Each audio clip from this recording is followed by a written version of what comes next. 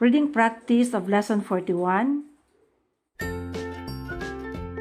Dear Mr. Brooks, after almost a year of work, a special committee consisting of responsible business executives of our town completed the most objective transportation survey in our history, period. The survey cost the town government above $25,000, paragraph. The Transportation Committee submitted a comprehensive memorandum offering 4 alternative solutions to our transportation needs, together with supporting statistics and photographs, period. We think that time has definitely arrived when we must decide what the character of our transportation system should be in the future, paragraph. On Saturday morning, November 18, we will hold an important public meeting in the faculty lounge of the 5th Street School to discuss the survey, period. We hope you will find it convenient to attend, period. Sincerely yours, Reading practice number 7. Dear Mr. Garcia, at the meeting of the Transportation Committee of Westport on November 26, Dr. James Swift will present an interesting, entertaining, and enlightening slide report on the transportation needs of our town, period.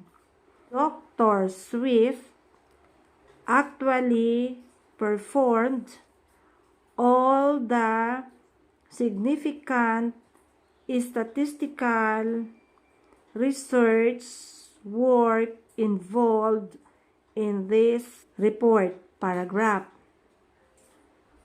If you have not heard Dr. Swift speak before, you are in for a special treat, period. He is recognized through the world as an acknowledged leader in the field of transportation, period. Immediately following Dr. Swift's report, everyone will have an opportunity to ask pertinent questions, to voice opinions, and to suggest new ideas, paragraph. As you are a recognized authority in the transportation area, we hope you will attend and give us the benefit of your experience. Period. Sincerely yours, Reading practice number 8. Dear Mr. Dixon, Friday, August 18, is a significant day for the Empire Photographic Institute, period. A memorandum in our files reveals that this day represents the 10th anniversary of your initial transaction with us, period. It has been a privilege to take care of your photographic needs over the years, period.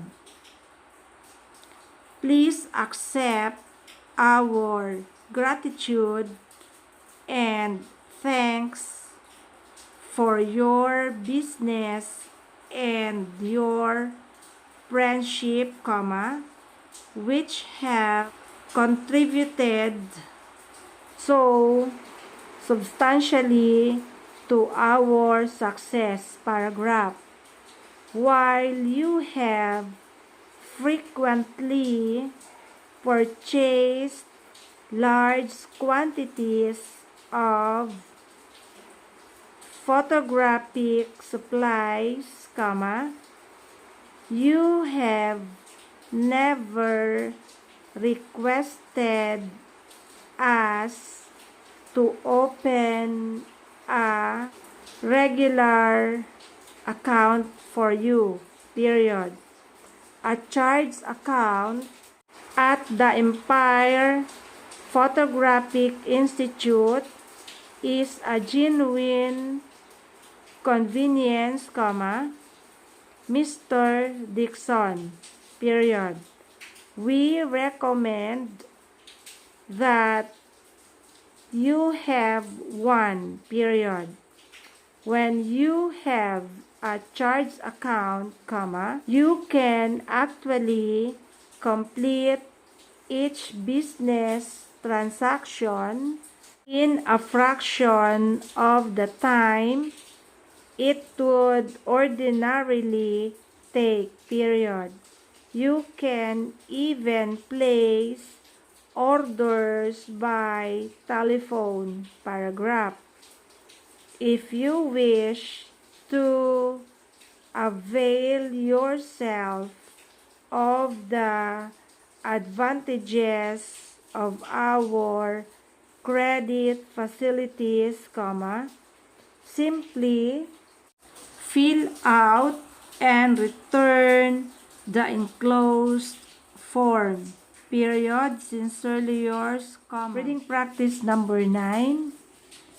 Mr. Cummings, Yesterday, I purchased a transistor radio and phonograph combination which I had planned to present to Mr. Harold Franklin on the occasion of his 25th anniversary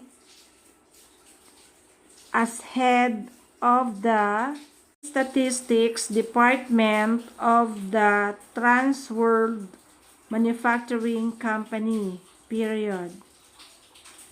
Unfortunately, I will not be able to make this presentation, paragraph. A few hours ago, I received from the president of our organization a memorandum asking me to take part in several exceedingly critical advertising meetings in London on August 15, the date of Mr. Franklin's anniversary, period. I am very reluctant to miss the anniversary celebration, of course, but I have no choice, paragraph. Could you arrange a dinner in Mr. Franklin's honor and present him with his gift, question mark. If you can, my secretary will send the transistor, radio, and phonograph combination to you as soon as it arrives, period. Please let me know by July 25 if you can arrange to do this, period. James G. Green. Reading practice number 10. Dear Miss Worth, may I congratulate you on your latest publication, The Psychology of Business Correspondence, period. It is no ordinary book, period. It is the most significant contribution you have ever made to the field of general education, period. Your publications in the subject areas of philosophy, statistics, and transaction analysis are highly regarded, but I think the psychology of business correspondence is easily your finest work, period. Please accept my sincere congratulations, paragraph. When I am in New York, I want you to autograph my copy, period. Sincerely yours,